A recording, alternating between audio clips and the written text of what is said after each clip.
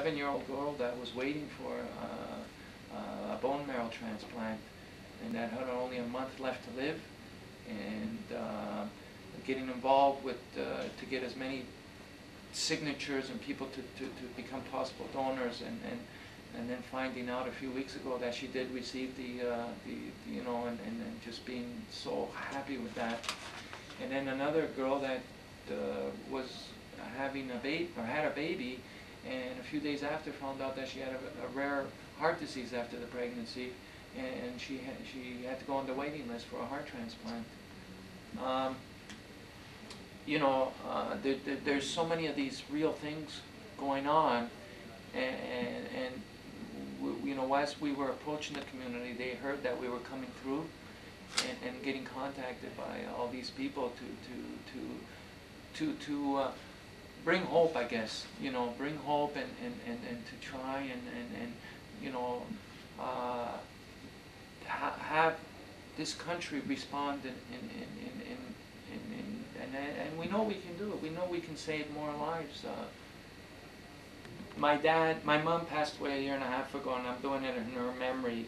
When I'm walking, she thinking of her gets me through each day.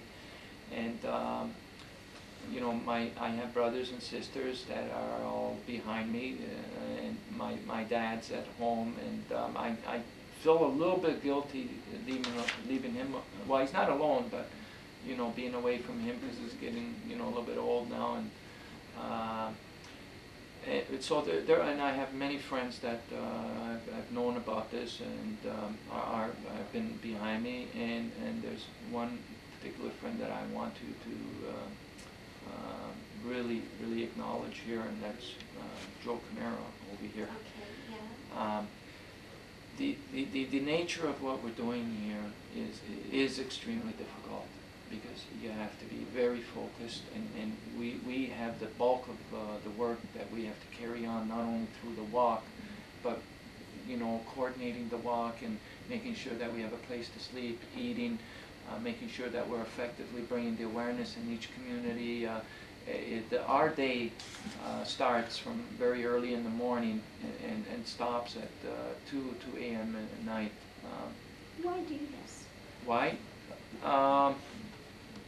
Because, why you, I guess. Oh, like the need is there, but why is it needed? Well, because I really feel that you know, I was given a chance to live here, and it feels really, you know, at the end of the day, it feels, no matter what we have to go through, it feels like a small sacrifice.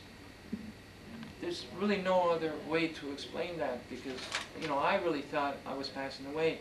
And to think that a family made that decision to a person that they didn't even know, like they you know, like I want to say thank you. Like you get the feeling of thanks when somebody returns their wallet or their purse to you, and everything's in it, you know. So to think in terms that when somebody gave you a life, this is the only way I can, this is in gratitude, I'm expressing it by walking. Okay. What? Say what? Your mom's name? Oh, Rosa Marcello. Okay, awesome. Agostino.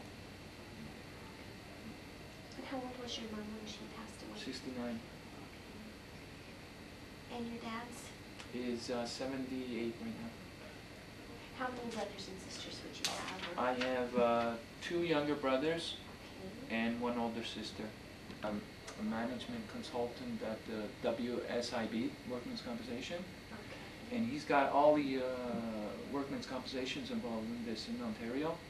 As a matter of fact, while we were in Windsor, I was scheduled to visit the facility there, and what they gave me was an envelope with 200 signed donor cards in it. Every employee in that place signed.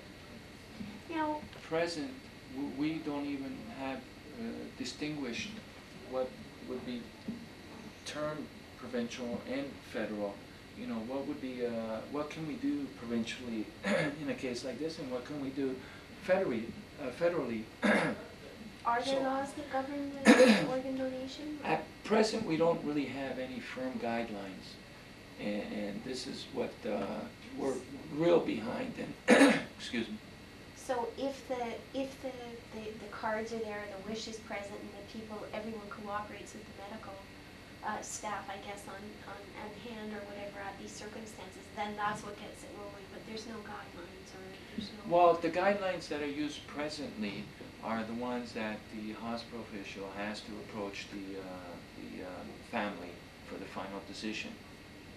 And there's a reason for that. It's a good reason why they need to do that. Because at present, you know, we only have the donor cards to go by. So, one of the legislations that the government would have to step in to change would, well, I don't know if they have to step in, like if that's the way it would have to be done, but I think at some point they would have to have their input on this. To create a national registry, we would need government support.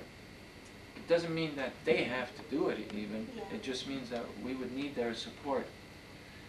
So whether it would start on a provincial level or a federal level, these are things that we're going to be finding out.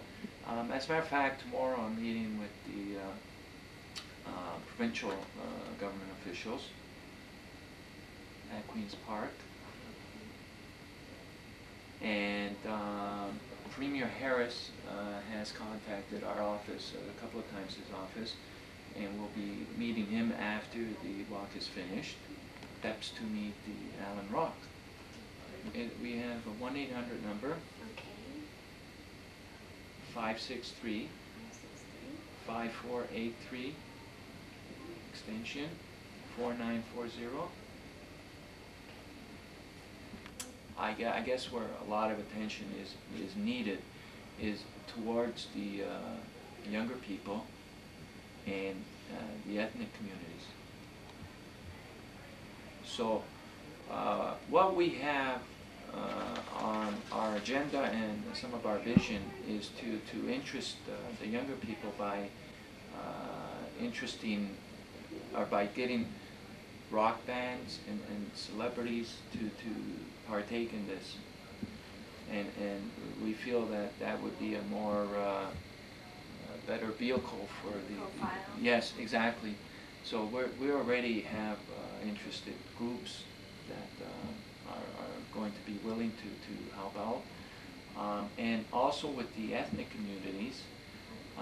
We have Chin Radio and Television that have been sponsoring us from the beginning, that are helping to reach, you know, all the different ethnic communities that they've been reaching for many years.